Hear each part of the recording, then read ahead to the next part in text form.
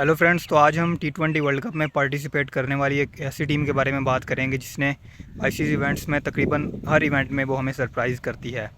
अगर हम रिसेंटली जितने भी आईसीसी इवेंट्स हुए हैं उनमें हम उनको अंडर एस्टिमेट करते हैं, लेकिन फिर से वो हर बार हमें गलत प्रूव करते हैं। और शायद ऐसा इसलिए है कि उनका शायद इतना मीडिया स्ट्रॉन्ग नहीं। और जब भी आईसीसी इवेंट होता है तो हम ऑस्ट्रेलिया, इंडिया और इंग्लैंड जैसी टीम की तो बात करते हैं, इवन के पाकिस्तान एंड साउथ अफ्रीका की भी। लेकिन न्यूजीलैंड को हम हर दफ़ा अंडर एस्टिमेट करते हैं और वो each and every time almost 9 out of 10 times they prove us wrong. तो आज हम उनकी टीम का प्रीव्यू करेंगे, किस तरह से वो स्टैंड करते हैं इस T20 वर्ल्ड कप में। तो अगर बैटिंग से शुरुआत की जाए तो देव गोट अ वेरी डिसेंट बैटिंग। और बैटिंग में जो उनके पास एक कॉम्पोजिशन है अटैकिंग अग्रेसिव प्लेयर्स के साथ साथ जो केन विलियमसन और Devon Conway and also Sachin Ravindra जैसे प्लेयर्स हैं जो कि पूरी तरह टेक्निकली साउंड हैं और गेम को एंकोर करके चल सकते हैं। और उसी के साथ साथ फिन एलन हैं, ग्लेन फिलिप्स हैं, मार्क चैपमैन हैं। तो इस तरह से कॉम्पोजिशन है और एक वन मैं कहूँगा डायमेंशनल बैटिंग नहीं, बैलेंस्ड बैटिंग है उनके पास। तो इसी तरह बॉलिंग में अगर हम बात करें तो बॉलिंग में भी सेम चीज़ है। स्पिनर्स बहुत अच्छे हैं जो कि कैरेबियन में जिनकी बहुत ज़्यादा ज़रूरत होगी, इशोडी एंड मिच सेंटनर। उनके बैकअप के तौर पर एक राइट आर्म ऑफ स्पिन वो माइकल ब्रेसवेल भी हैं। और एंड वहीं सीमर्स की बात की जाए तो सीमर्स टिम साउदी हैं, मैट हेनरी हैं, ट्रेंट बुल्ट हैं, लॉकी फर्गूसन हैं। तो इस तरह से बॉलिंग भी पूरी तरह से बैलेंस्ड है। तो अगर हम टीम को शेप करें, प्लेइंग 11 को शेप करें न्यूजीलैंड की, तो I think opening pair will be Devon Conway along with Finn Allen. ये दो तो ओपनर होंगे। शायद समडे सचिन रविंद्रा के साथ जाया जाए, बट आई डोंट थिंक यही जोड़ी रहेगी। 3 पर केन विलियमसन होंगे, 4 पर आई थिंक डैरल मिचेल जो कि एक तरह से स्टिक करेंगे और एक एंकोर का केन विलियम के साथ साथ रोल प्ले करेंगे इन मिडल ओवर्स अगर ज़रूरत पड़ी उनकी।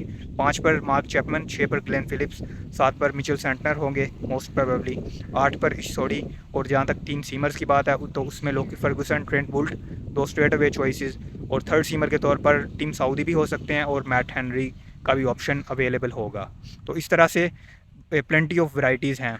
सीमर्स में इनके पास बैकअप हैं, स्पिनर्स में बैकअप्स हैं, बैटिंग में इवन बैकअप्स हैं इनके पास। जेम्स निशम हैं, फास्ट बॉलिंग ऑलराउंडर।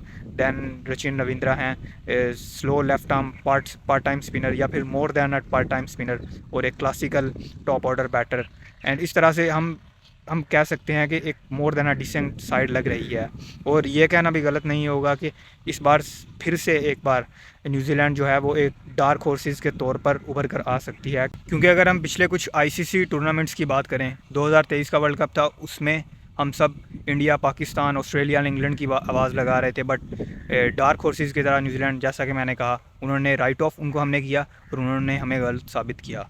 2022 के वर्ल्ड कप में ऑस्ट्रेलिया और इंग्लैंड जैसे ग्रुप में फंसे थे, लेकिन वहाँ से भी ऑस्ट्रेलिया को नॉकआउट करके सेमीफाइनल्स तक का रास्ता बनाया। 2021 के वर्ल्ड कप में इंडिया और पाकिस्तान जैसी टीम्स थी उनके ग्रुप में, और जो टूर्नामेंट है वो भी यूएई में हो रहा था, जहाँ पर मोस्टली कंडीशंस हैं वो इंडिया पाकिस्तान को सूट करने वाली थी। लेकिन इंडिया जैसी फेवरेट को वहाँ पर भी उन्होंने पंच आउट किया और अपना रास्ता बनाया टूवर्ड्स सेमीफाइनल्स। देन उसके बाद 2019 का वर्ल्ड कप, 2016 का वर्ल्ड कप, 2015 का वर्ल्ड कप, ऑलमोस्ट हर आईसीसी इवेंट में जब से मैंने क्रिकेट देखना शुरू किया तब से लेकर अब तक न्यूजीलैंड डार्क हॉर्सेस की तरह एक एक मैं कहूँगा आउटसाइड वे से ऊपर आती है और सेमीफाइनल तक एटलीस्ट अपनी जगह बनाती है। और रिसेंटली तो हमने बहुत बार उनको फाइनल्स में भी हमने देखा है। तो इस बार भी आई वोंट बी सरप्राइज्ड अगर वो सेमीफाइनल्स तक अपना रास्ता बनाते हैं।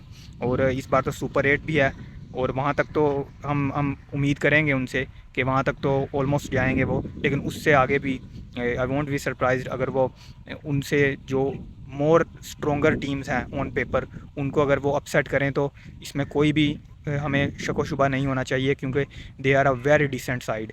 जो उनके पास कमी है एक चीज़ की, वो शायद यही है कि उनका शायद मीडिया इतना स्ट्रॉन्ग नहीं, जैसा कि मैंने बात की, उतनी हाइप नहीं क्रिएट कर पाता जैसा कि इंडिया, पाकिस्तान या फिर ऑस्ट्रेलिया, इंग्लैंड के जब टूर्नामेंट्स में ये पार्टिसिपेट करते हैं तो वो हाइप क्रिएट होती है, एक एक्स्ट्रा हाइप। तो ये एक चीज़ मिसिंग आउट हो सकती है। तो अगर इस टीम की वीकनेस की बात की जाए तो आई डोंट थिंक कि कोई मेजर वीकनेस हो सकती है। बट फिर भी जो वीकनेस हो सकती है इस टीम की, वो हो सकता है इनके टॉप ऑर्डर का परफॉर्म ना करना। क्योंकि टॉप ऑर्डर में अगर हम बात करें तो डेवन कॉनवे, फिन एलन और केन विलियमसन है इनके पास, जिसमें से केन विलियमसन और डेवन कॉनवे थोड़े से अलग तरह के प्लेयर्स हैं, लेकिन वहीं पर फिन एलन हैं जो वो एक बिल्कुल अलग डायमेंशन के प्लेयर हैं, और अगर वो चल जाते हैं तो बिल्कुल बेहतर रहेगा न्यूजीलैंड के लिए। बट अगर वो परफॉर्म नहीं कर पाते तो न्यूजीलैंड के लिए मुश्किलात हो सकती हैं, क्योंकि उनके अलावा डेवन कॉनवे और केन विलियमसन इतने ज़्यादा पार हिटर्स नहीं, और आप डेरल मिचेल से भी out of the context power hitting की उम्मीद नहीं करते, तो इसलिए ये थोड़ी सी शायद वीकनेस हो सकती है। बट इसके अलावा आई डोंट थिंक कि कोई वीकनेस है, क्योंकि सीम बॉलिंग भी बहुत अच्छी है इनके पास। ट्रेंट बुल्ट जैसे नई बॉल के गेंदबाज हैं विद मैट हेनरी, और लोकी फर्गूसन जो कि अच्छे बाउंसर्स करते हैं और मिडल ओवर्स में बहुत कारआमद हैं। इसी तरह से स्पिन बॉलिंग में Mitch centre one of the best spinners in world of white ball cricket, इस सोडी अ डिसेंट लेग स्पिनर। तो इस तरह से पूरी इनके पास टीम है और बैकअप्स भी इनके पास हैं। तो अगर जहाँ तक सेमीफाइनल्स में क्वालिफाई करने की बात है तो मैं फिर से शायद मेरी फेवरेट टीम नहीं है ये प्लेऑफ्स तक या सेमीफाइनल्स तक क्वालिफाई करने की, बट फिर भी अगर ये क्वालिफाई करते हैं तो आई वोंट बी सरप्राइज्ड।